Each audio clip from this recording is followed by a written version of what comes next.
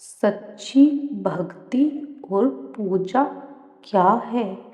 आप जी को हम यही समझाते हैं कि सच्ची भक्ति क्या है।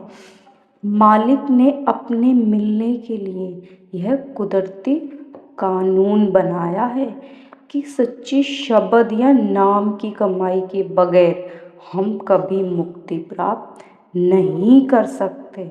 सतगुरु के बिना हमें नाम की कमाई करने के तरीके और साधन का पता कभी भी नहीं चल सकता।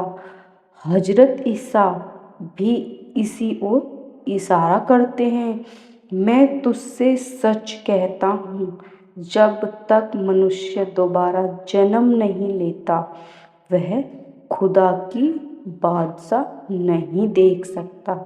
नया जन्म लेने से मतलब उस नाम या शब्द से जुड़ना कहते हैं। जिस प्रकार इस नाशवान संसार में हमारा संबंध टूट जाता है और हमें अपने परम पिता परमात्मा के घर जाने के काबिल हम बन जाते हैं। जैसे कि गुरु नानक साहिब जी ने अपनी वाणी में फरमाया था। एक और स्थान पर हजरत ईसा ने भी फरमाया था, अब उस शब्द के द्वारा जो मैंने तुमसे कहा है तुम शुद्ध हो। अर्थात मैंने जिस शब्द से तुम्हें जोड़ा है उसने तुम्हें पापों से भार से मुक्त किया है। मतलब हमें पापों के भार से मुक्त किया है। वह मालिक खुद मुख्तार है, स्वाधीन है, जो चाहे अपने मिलने का तरीका बना सकता है। इसमें किसी का कोई दखल नहीं है। जो भक्ति उस परमात्मा को मंजूर है वह शब्द और नाम की कमाई है। आप जी को गुरु अमरदास जी भी यही फरमाते हैं। दुनिया व्रत भ्रम में फंसकर इस 84 के जेल खानों में भटक रही है। उस नाम के बगैर तो मुक्ति का कोई रास्ता नहीं है। गुरु नानक साहिब जी भी यही समझाते हैं। नाम की कमाई करने का रास्ता छोड़कर अगर हम किसी और रास्ते पर चलने की कोशिश करते हैं तो अंत में मौत के समय पछताना पड़ता है कि यूं ही अपने कीमती समय को व्यर्थ न करो, बातों में न गवाओ। गुरु अमरदास जी भी यही फरमाते हैं। शब्द या नाम की कमाई के बगैर मालिक के दरबार में जाने की कभी इजाज़त हमें नहीं मिल सकती। यह यमदूत के हाथों खराब करना पड़ेगा। यही स्वामी जी महाराज समझाते हैं। शब्द या नाम की कमाई के सिवा कोई और उपाय या तरीका नहीं है जिससे हम देह बंधनों से छुटकारा प्राप्त कर सकें। बाकी जितने भी साधन जैसे जप तप पूजा पाठ दान पुण्य वगैरह सबका फल हमें जरूर मिलता है, लेकिन उनका फल लेने के लिए हमें फिर भी इस देह बंधन में आना पड़ता है। नेक कर्म करते हैं तो राजा महाराजा बनकर आ जाते हैं, सेठ साहूकार बनकर आ जाते हैं, कौम मजबूत मुल्कों में हुकूमत हासिल करके आ जाते हैं, ज़्यादा से ज़्यादा वैकुंठ स्वर्ग तक पहुंच जाते हैं। लेकिन यह भी भोग्य योनि है जो एक निश्चित समय के लिए है। उसके बाद फिर 84 के जेल खाने में आना पड़ेगा। लेकिन अगर हम नाम की कमाई करें तो हमें हमेशा के लिए देह बंधनों से हम आज़ाद हो सकते हैं। आप जी को गुरु नानक साहिब जी भी यही फरमाते हैं। इन सब चीज़ों का फल शब्द की कमाई के फल से नीचे रहता है, यानी हमें काल के दायरे में ही रखता है। शब्द की कमाई का फल सबसे ऊंचा है, वह हमें काल के दायरे से पार ले जाता है। क्यों? क्योंकि वही चीज हमें मन और माया के दायरे से पार ले जा सकती है। आप जी को हम यही समझाते हैं, जो मन और माया के दायरे से पार आते हो वह शब्द सचखंड से उठता है। काल की सीमा ब्रह्म की ओर त्रिलोकी तक है, इसलिए हम शब्द को पकड़कर काल की हद से पार हो जाते हैं। स्वामी जी महाराज भी फरमाते हैं, हमें अच्छी तरह ठोक बजाकर देख लिया कि कोई भी चीज़ नाम भक्ति की बराबरी नहीं कर सकती। गुरु नानक देव जी भी यही कहते हैं, हमारी आत्मा तोते के समान है और यह शरीर एक पिंजरे के समान है। जिस प्रकार तोता पिंजरे से प्यार करके तरह तरह की बोली बोलता है, उसी तरह हमारी आत्मा भी इस शरीर से प्यार लगाए बैठी है। कभी उसके अंदर बैठकर रोती है, कभी हंसती है, कभी दुख और कभी सुख, कभी अच्छा महसूस करती है तो कभी बुरा। अगर हमारी आत्मा इस देह से प्यार को छोड़ दे और इसके अंदर परमात्मा ने जो सच का चोगा रखा है उसको चुगना और उस शब्द रूपी अमृत को पीना शुरू कर दे, तो यह हमेशा के लिए इस देह के बंधनों से आजाद हो जाए। गुरु अर्जुन साहिब जी भी एक बहुत अच्छी मिसाल देकर समझाते हैं, नाम की कमाई के बगैर जो भी साधन या तरीका हम मुक्ति की प्राप्ति के लिए अपनाते हैं वह हमें देह बंधनों में और ज़्यादा फंसा देते हैं। अगर हम जमीन में बेमौसम का बीज बोते हैं तो हमें कितनी भी हल चला लें, अच्छी से अच्छी खाद डालें, पानी आदि समय पर दें, फिर भी वह फसल हमारे घर नहीं आ सकती। वैसे ही हमारी सब मेहनत, बीज और खर्च फिजूल चला जाता है। इसी तरह कलयुग में मुक्ति प्राप्त करने का असली तरीका शब्द या नाम की कमाई है, जिसके बारे में हम सिर्फ पूरे गुरु से ही पूरी जानकारी प्राप्त हो सकती है। स्वामी जी महाराज कहते हैं, कलयुग में अगर कोई ऊंचे से ऊंचा, श्रेष्ठ से श्रेष्ठ कर्म है तो वह सिर्फ नाम की कमाई। इस बात को गुरु अमरदास साहिब भी अच्छी तरह समझाते हैं। 4 युग एक दूसरे के बाद चक्कर लगा रही हैं। हर एक युग में हमारे जीवन की हालत बिल्कुल अलग है। सतयुग में हमारी उम्र बहुत लंबी थी, हमारा स्वास्थ्य बहुत अच्छा था और हमारा ख्याल भी दुनिया में इतना फैला हुआ नहीं था। मामूली से यत्न से हमारा ख्याल मालिक की भक्ति की ओर लग जाता था। जैसे जैसे युग पलटते गए, उम्र छोटी होती गई, स्वास्थ्य कमज़ोर होता गया और ख्याल भी दुनिया से पूरी तरह फैल गया। जो साधन हमें सतयुग में काम देते थे वह अब कलयुग में काम नहीं देते हैं। कलयुग में तो कोई भाग्यशाली इंसान ही 70 या 80 साल गुजर जाता था। स्वास्थ्य भी इतना कमज़ोर है कि 1-1.5 घंटे भी हम लगातार मालिक की भक्ति एक आसन पर बैठकर नहीं कर सकते। और ख्याल भी इतना फैला हुआ है कि 5 मिनट के लिए हम किसी भी विषय पर पूरी एकाग्रता के साथ विचार नहीं कर सकते। गुरु साहिब जी समझाते हैं, अगर हम कलयुग में आकर जिंदगी के 4 दिन भी सुख और शांति से गुजारना चाहते हैं और वापस जाकर परमात्मा से मिलना चाहते हैं तो सिर्फ नाम की कमाई है, रास्ता है। कलयुग में आकर महात्माओं ने बड़ा खोलकर नाम का प्रचार किया है। हमारा मन हमें उस शब्द नाम की कमाई की ओर ले जाने ही नहीं देता, बल्कि हमें पूजा पाठ कर्म कांड तप जप दान पुण्य आदि में ही लगाए रखता है।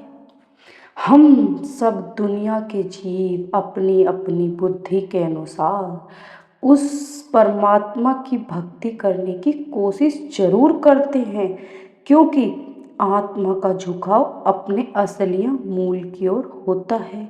इसी झुकाव में फलस्वरूप हमें परमात्मा को ढूंढते हैं, लेकिन मन के पीछे लगकर मालिक की भक्ति करते हैं। यह भक्ति हमें कभी हमारे ठिकाने नहीं पहुंचाती। हमारा ठिकाना है सचखंड और हमारे मन की हद है ब्रह्म तक ही रह जाती है। शब्द नाम की कमाई करने से ही हमारा मन निर्मल हो सकता है। यह नाम की कमाई हमें अपनी असली ठिकाने या असली घर सचखंड पहुंचा सकती है। हर एक भक्ति में हमें परमात्मा से नहीं मिलने देती, सिर्फ नाम की कमाई ही हमें मालिक से मिला करवा सकती है। आप जी को स्वामी जी महाराज यही समझाते हैं। यह मनुष्य का चोला परमात्मा की अपार कृपा से प्राप्त हुआ है। इसमें बैठकर वह भक्ति करो जिससे कर्म का सिलसिला खत्म हो जाए। वह भक्ति सिर्फ नाम या शब्द की कमाई है। हमें भक्ति करके असली तरीकों का पता नहीं चलता, गलत रास्ते पर चलकर और अधिक मेल और पापों को इकट्ठा कर लेते हैं। बाइबल में भी यही हजरत ईसा ने कहा है, तू पूजा करता है पर नहीं जानता कि क्या कर रहा है। सोचिए, जिसे हम जानते ही नहीं उसका भजन और प्यार फलदायक किस तरह हो सकता है।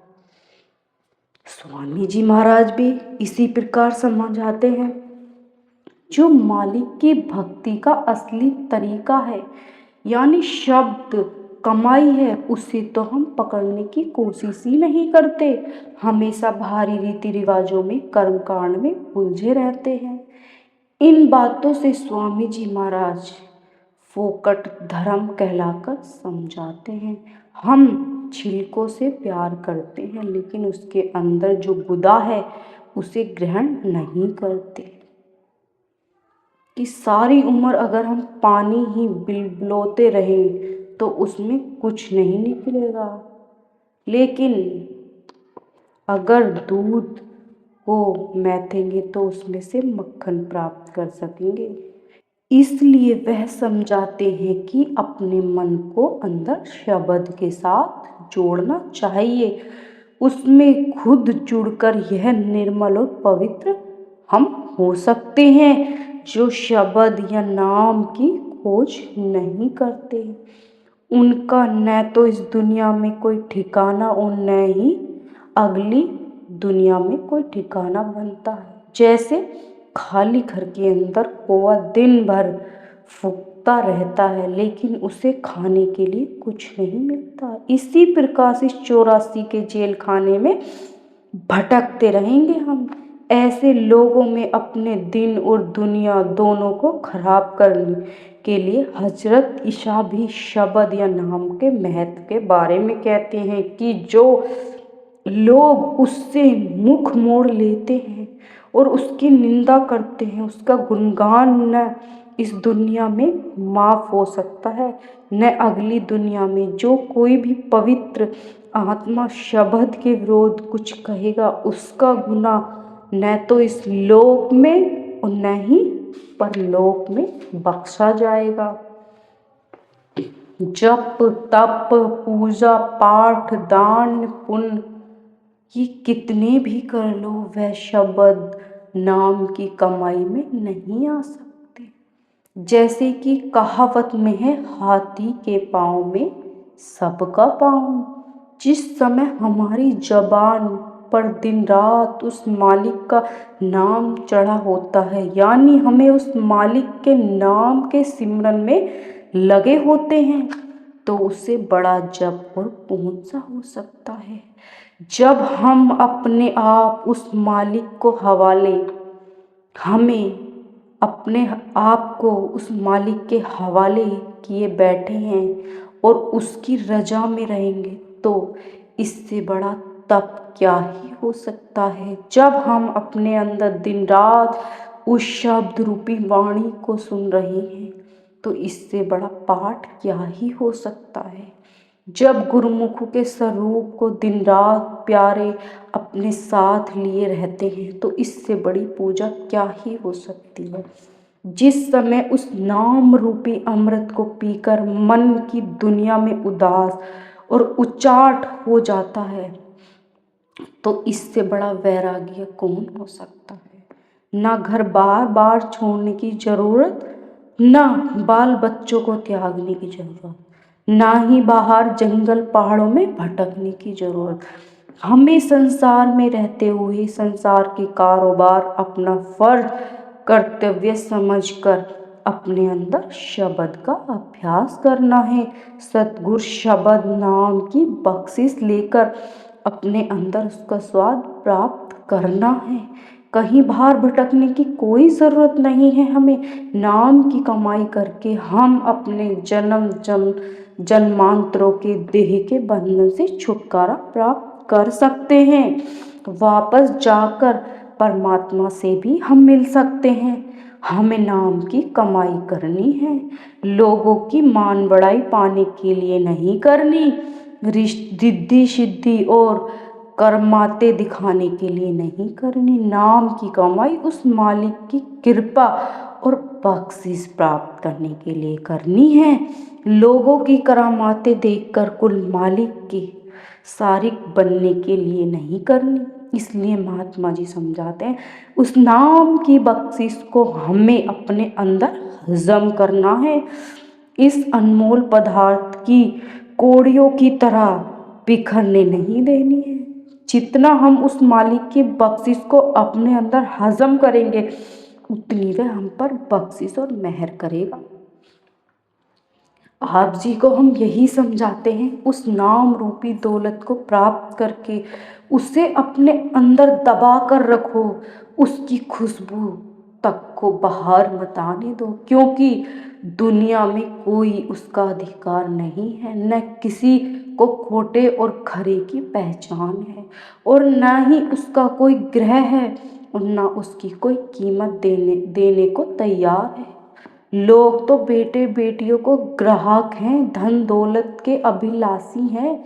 वे उस नाम रूपी दौलत की कीमत देने को तैयार नहीं। उसकी कीमत क्या देनी पड़ती है, हमें अपने आप को ही मालिक के हवाले करना पड़ता है। जिस हालत में भी हम मालिक को रखें, उसी हालत में रहते हुए नाम की कमाई करनी पड़ती है। कबीरदास जी भी आपको यही समझाते हैं, हमने दुनिया के सब रसायनों को देख लिया, मगर नाम के बराबर कोई रसायन नहीं है। उसकी एक रत्ती भी अगर शरीर में रच जाए, तो हमारा सारा शरीर सोना हो जाता है। मतलब इस शरीर में आने का उद्देश्य पूरा हो जाता है। जिसको इस चीज की परख या कदर है, वह इससे बहुत संभाल करता है और बहुत संभाल के रखता है। यह कदर संतों की संगीत में जाकर आती है। अगर हमें कोई कीमती हीरा मिल जाए, तो हम उसे किस तरह संभाल कर रखेंगे। रुई में लपेट कर मजबूत पेटियों में रखते हैं, उसकी चाबी को हमेशा छाती से लगा कर रखते हैं। अपने बीवी बच्चों तक को पता नहीं देते कि वो चाबी खो न जाए। यह दुनिया एक मामूली सी चीज है, जिसकी कीमत लगाई जा सकती है। लेकिन नाम की कोई कमाई नहीं लगाई जा सकती। इसे महात्माओं ने अमूल्य और अनमोल कहते हैं, जिसे पाकर हम खुद मालिक बन जाते हैं। हमें उसकी कितनी संभाल करनी है, इसका अंदाजा आप खुद ही लगा सकते हैं। हजरत ईसा कहते हैं, पवित्र वस्तु कुत्तों को ना दो, न अपने मोतियों के स्वारों के सामने डालो, ऐसा ना हो कि वे उन्हें पैरों तले रोन डालें, पलटकर तुम पर ही हमला कर दे। यानी उस दौलत के ग्राहक साधारण तौर पर दुनिया में नहीं, उस बहुमूल्य मोती को अनजान लोगों के आगे मत डालो, वह उसकी कदर नहीं करते हैं। स्वामी जी महाराज भी यही फरमाते हैं, जिस प्रकार रसायन हमारे शरीर के अंदर रचा है और शरीर सब बीमारियों से दूर कर देते हैं, इसी प्रकार हमें अपने अंदर नाम को रचना है और हजम करना है। हमें नाम की कमाई हमेशा परमात्मा के ग्रह बनकर करनी है, परमात्मा से मिलने के लिए करनी है, बाल बच्चों के प्यार प्राप्त करने के लिए नहीं करनी, को दुनियावी यश या पद प्राप्त करने के लिए नहीं करनी। जितना सच्चा प्यार और इश्क को लेकर हम उस मालिक को चाहते हैं, पपीहा स्वादी बूंद के लिए तड़पता है, दिन रात उसी की रट लगाए रहता है, उसी तरह हमें अपने अंदर मालिक से मिलने की रट लगानी है, उसके दर्शन करने की तड़प होनी चाहिए। हमें यह सोचकर मालिक की भक्ति नहीं करनी कि अगर ऐसा नहीं करेंगे तो हमारे कारोबार में घाटा पड़ जाएगा, धन दौलत में कमी आ जाएगी, या दुनिया के मान सम्मान खो बैठोगे, या कोई इसी प्रकार की दुनियावी नुकसान हो जाएगा। नहीं, मालिक की भक्ति करने का सही तरीका नहीं है। हमें मालिक की भक्ति करने के लिए हमारे अंदर उससे मिलने का सच्चा इश्क और सच्चा प्यार होना चाहिए। दुनियावी लाभ के लिए मालिक की भक्ति हमें नहीं करनी।